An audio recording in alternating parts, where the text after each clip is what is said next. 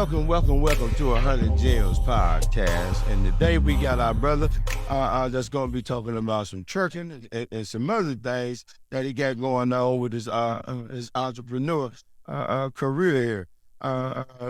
Before I get to talking, come on in and tell us a little bit about yourself, man. Let's get the audience something to go on. Man, my name is Christopher, and I've been in this CDL works for about over a decade now. I'm an instructor, licensed through the state of Wisconsin.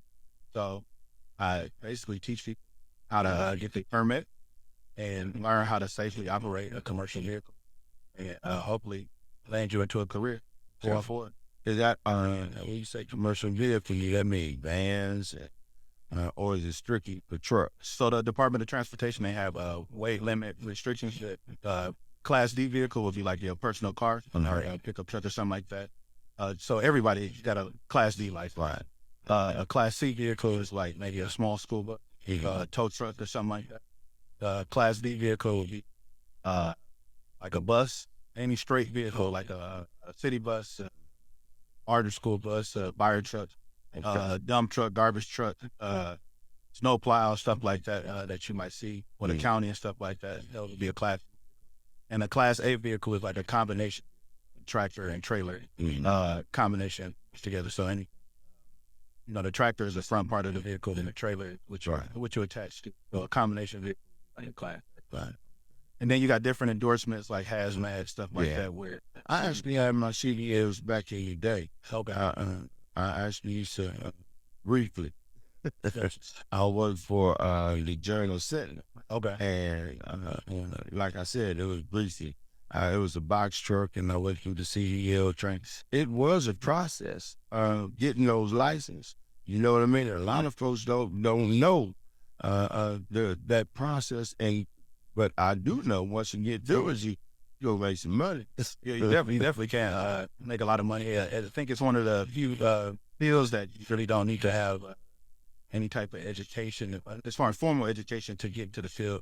And a lot of students that come through, a lot of them have felonies and stuff like that where they can't get other jobs. But this is a field where you can potentially have something on your background, but as long as you can maintain your license, you can work anywhere across the country. You know what I'm saying? It's movable, right? And nobody can revoke your license. Only you can, right? Whatever you do, but nobody can really take it away from you. As long as you are able to maintain it, you can move around the country and pretty much get a job anywhere. Yeah. And I like the way you just said move around the country. A lot of folks don't understand that. That's right. How important it is to be able to move around the country, and then to have that experience and is definitely off chain, and it's going to help you do whatever you want to do better. Right. You know? Yeah. The mobility and flexibility of a commercial driver's license, I think, to me, it really clinches it for me. That will make me being able to move around. So I've been down to Atlanta with my dad sometimes, or Florida. I've been all over the Midwest. You know what I'm saying? Driving commercial vehicles. I can just pretty much go into town and get a job, go back home. Yeah, that ain't a bad deal. Yeah. And then especially to go around the country. So what would you give? What would the first steps be for somebody coming in and want to do this? So the first steps is you would have to acquire a learner's and a commercial learner. Well, I guess really the first step, you would have to have a license first. So you gotta have a class. A regular driver. You gotta have a regular driver's license, right? But if you wanted to move to the commercial vehicle aspect, you have to get a learner's. So getting that learner's foot is going to be that first step. And tell us a little bit about the learner's permit. So the learner's permit is just really a touchscreen test. Go down to the DA, let them know that you want to. It depends on which class of license that you're trying to get. So there's a Class C learner's permit, there's a Class D learner's permit, and there's Class A combination learner's permit. So it depends on what type of vehicle you want to. So you want to drive a city bus, you only need Class B. Or driving a smaller tow trucks or something like that, they only need Class C. But if you're trying to get into the big combination vehicle, they need Class A. Right. So those are three tests: combination, general knowledge, air brakes test that you would have to take. And that's a test that you would study for. And then you just go on the computer, get the touch screen, you answer the questions correct, get 80% or better, then you're able to pass that general knowledge test, obtain that permit. Okay. Okay. So the real work come in as far as the driving, the actual driving, the vehicle, whatever vehicle that you're gonna choose. So do you train them how to drive the vehicles? Yes, sir. I do train. Which vehicles are you specify? We train with all classes. And we can teach you how to drive a combination vehicle, a Class B vehicle, or a Class C. So obviously, higher the class of vehicle, the more time you would train. The smaller the class, probably quicker. Okay. What's the name of the company again? The name of the company, I'm a private contractor, so the name of my company, John Enterprises. Okay. But I work with different schools, so I've worked with Pro CDL, the black school owner, and then I've worked with Tucker's Truck Driving Academy, another black owner, pretty good.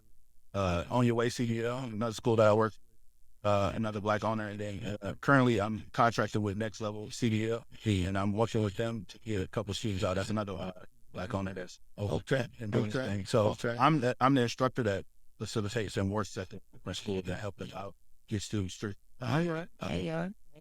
Man, it's always good to see our brothers out here doing things, they're constructive and they're also in a way where they can be creative. Because what you're saying, especially about having those CDLs, I'm talking about, I know that was one of the things that helped me when I came out to penitentiary.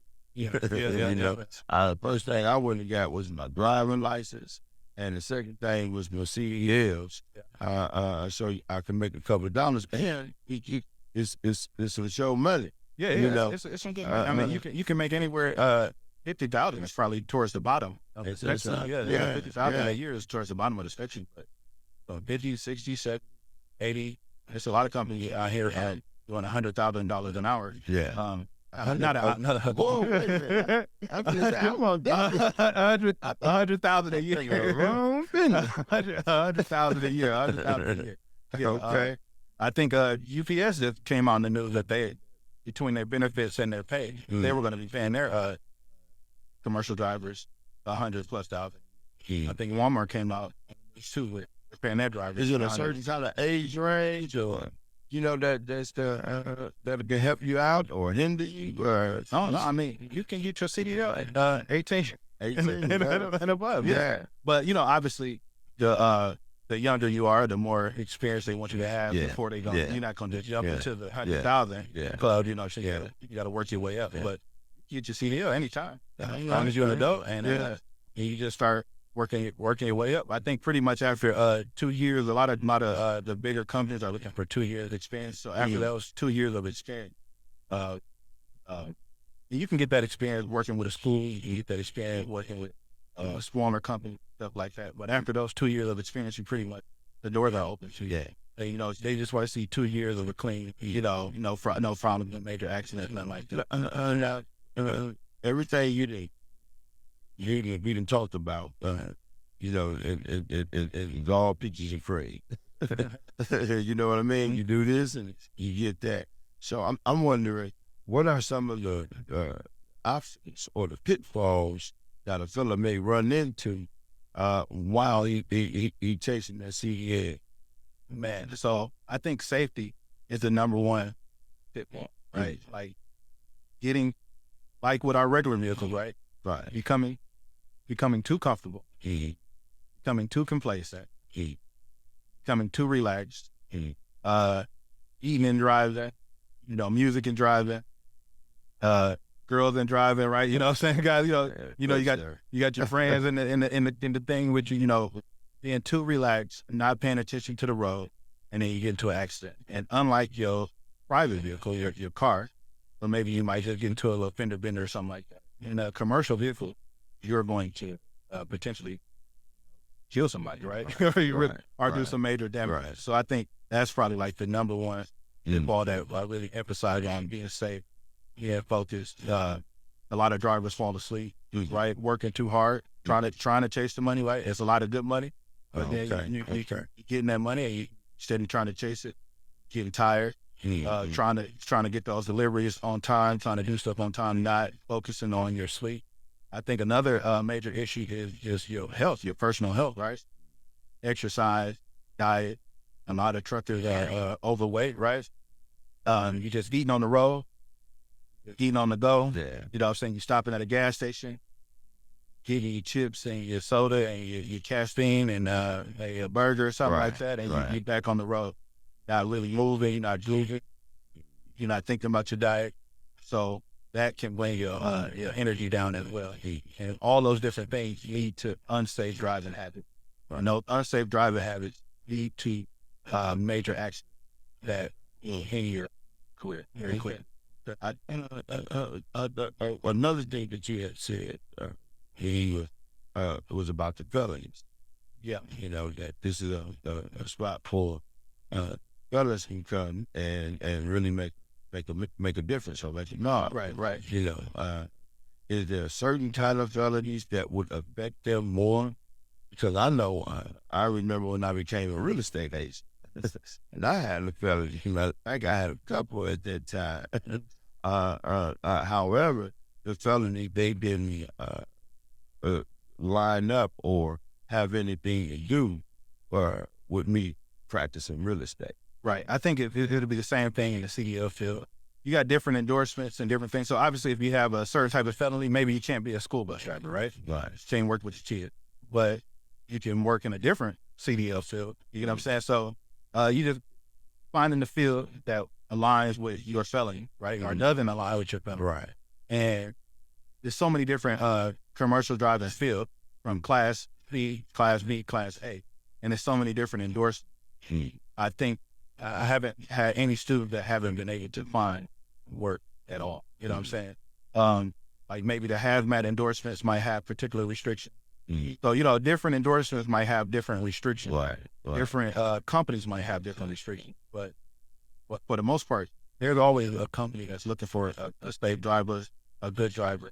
And as long as your particular felony doesn't affect the Department of Transportation, right? You're clear. Yeah, clear. All right. I know that this is some great information that I'm hoping our audience may grab a hold of and go give it to Uncle Boobop, who always sweating you about, you know, some change. And, you know, here's a way to go get some.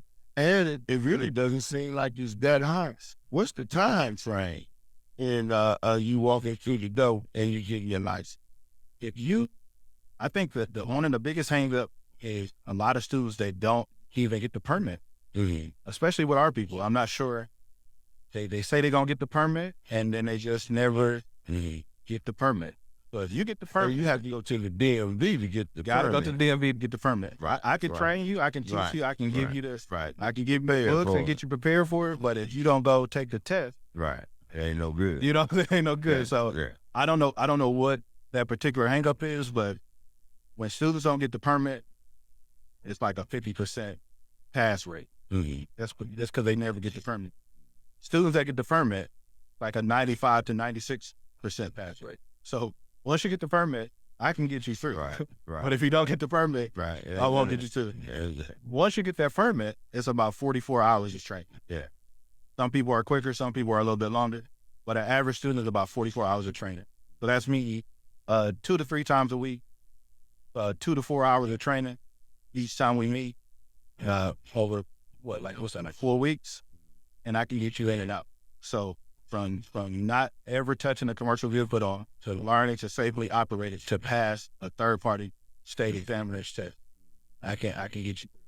So, but it's just like I said, a lot of people, they don't get the permit, or sometimes they don't show up to class, or seem like life. Right. Trying to get them towards that Sometimes, end. Yeah. Yeah, you got to be focused. You got to be focused, right? Yeah, So I think it's a short class, but it's still a class, right? Yeah. It's still something serious. So I think coming in with a serious mindset, energized, with enough sleep, proper diet, focused and ready to go, I can teach you how to safely operate a commercial vehicle.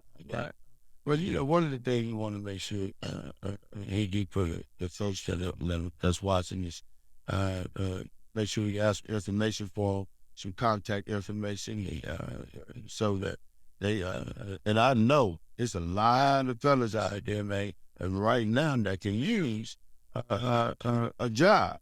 Yeah. And I think that driver thing is huge, man. I know a couple of fellas that came out the penitentiary and went into that trucking thing, and they doing well. Yeah. They doing well, doing very well, as a matter of fact. Yeah, that's right. And then, I know a lot of my students as well, they have developed to buy a couple of trucks and starting their own fleet. You know what I'm saying? So it's nothing stopping you from buying a truck because you got a felony, right? You know what I'm saying? So once you buy your own truck and you buy 2 or 3 trucks and you get a little a game going on, a nice little team that's working, you may be not even driving the trucks yourself. You just got a team going that's making money for you. Yeah. You know what I'm saying? So I know several students that have took that path as well.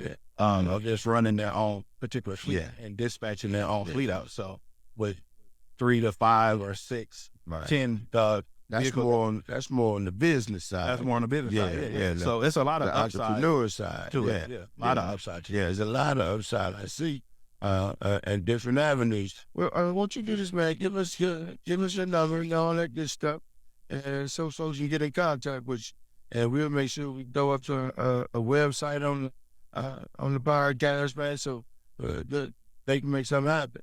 And the best way to email me, that's going to be the best way to contact me is to email me. Okay. And that's AAMIE Enterprises @gmail.com. So as long as you email me, I can reach out to you. I can reach back to you.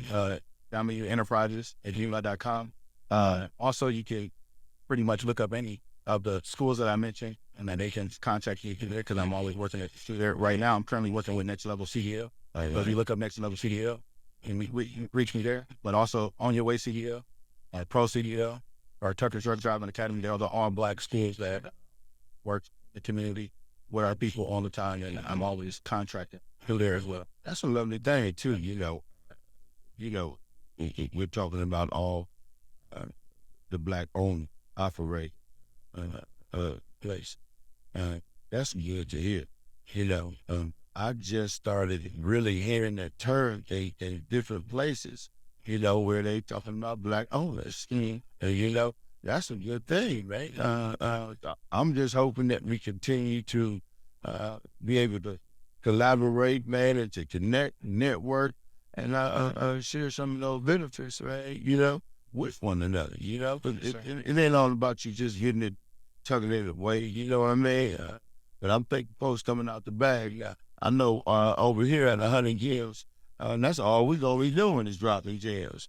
And folks might get mad because there's gonna be some premium information that we're gonna be giving, and we know folks really gonna get some help out of it. So, hey y'all, that's another episode of 100 Gems, baby. Peace.